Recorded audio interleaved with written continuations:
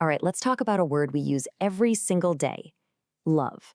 I mean, we throw it around constantly, but what if I told you that its most powerful, its most profound meaning has been almost completely lost to us? That's what we're going to dig into.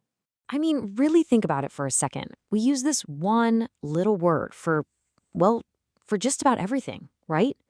It's somehow one of the most important words we have, and at the same time, it's one of the most overused. And that, right there, that creates a huge problem. You can say, "Oh my gosh, I love this pizza." And then, like 2 seconds later, turn to your spouse and say, "I love you." The feeling, the commitment, the meaning behind those two statements, they're on different planets.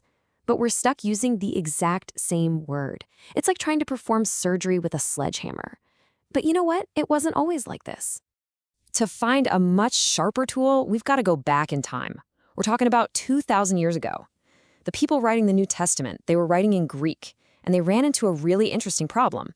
They needed to describe this totally new revolutionary kind of love, but all the normal everyday words they had, they just didn't cut it. See, back then, ancient Greek had this whole toolbox full of words for love.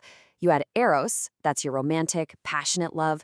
Then there's philia, which is that deep friendship, that brotherly love kind of vibe. And you also had storge, which is that natural affection you feel for your family, like between parents and kids.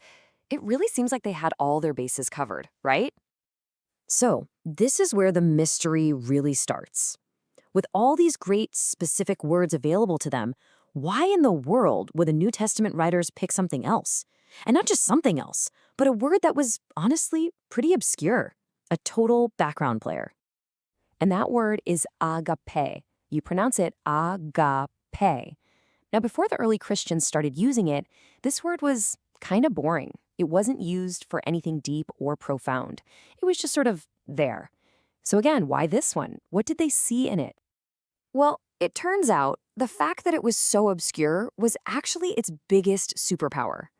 The writers needed to talk about a kind of love that was brand new, something the culture hadn't really grappled with before. And to do that, they needed what you might call an empty vessel. Think about it. Words like eros or philia, they came with a lot of baggage, you know? Hundreds of years of poets and philosophers had already loaded them up with very specific ideas about what romance or friendship meant. If they used one of those, they'd be stuck with all that old meaning. But agápē was different. It was a blank canvas. This was perfect.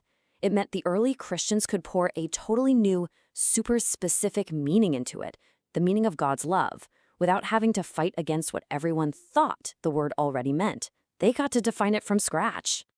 So what was this revolutionary new meaning? Well, they defined agápē as volitional love, which is just a fancy way of saying it's a love that comes from your will. It's a conscious choice. It has nothing to do with warm, fuzzy feelings or whether the other person is attractive or deserves it. Nope.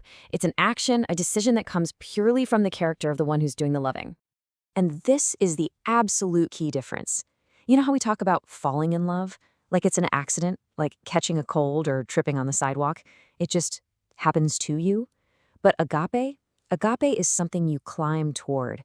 It's a deliberate, conscious choice to scale a mountain for someone else's good, especially when it's hard. Okay, so that's a really powerful idea, right? But the proof, as they say, is in the pudding. We have to look at how they actually use the word.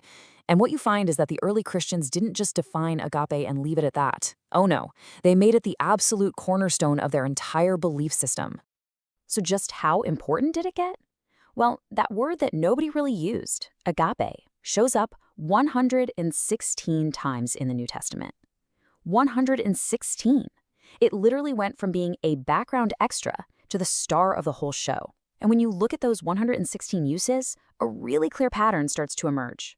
Yeah, you see it used in 3 main categories. First, it describes God's incredible self-giving love for all of us. Second, it describes how believers are supposed to love God in return. And third, it's used for the love that believers are actually commanded to have for one another.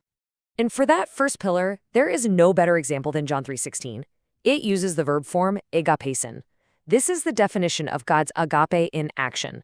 It's costly, it's sacrificial, and it was started by God because of who He is, not because of anything we did to earn it. It was His choice, plain and simple. And then you have this. Jesus makes agape the single defining feature of his followers. He commands it. He's not saying, hey guys, I really hope you all get good vibes from each other. Not at all. He's saying you must make a choice to actively work for the good of one another. This love is supposed to be something people can actually see. If you want a practical checklist for what agape looks like, just look at the famous love chapter, 1 Corinthians 13. Check this out. Every single one of these descriptions is an action or a choice. Patient, kind, not envious, not arrogant. These aren't feelings that wash over you. These are concrete decisions about how you choose to treat other people. Okay, so let's bring this all together. What's the big takeaway here? Why should we care about this deep dive into an ancient Greek word today? Because, honestly, it completely changes the game for how we think about love. Here it is, the main point. The next time you see the word love in the New Testament, just stop. Don't think about a fleeting emotion or a Valentine's card. Think agápē. Think of a steadfast, intentional choice to value someone and to act for their benefit. I think the absolute best way to wrap this whole idea up is with that line we saw earlier. Agape isn't something you fall into, it's something you climb toward. It's not passive, it's active. It's a repeated decision, day after day. It's a mountain you choose to climb, not a hole you accidentally fall into. And that leaves us with a pretty big question to chew on, doesn't it? If love, in its highest form, isn't just an unpredictable feeling but a committed, conscious choice, what does that change? What does that change about how we deal with our family, our friends, maybe even our enemies? What does that change for you?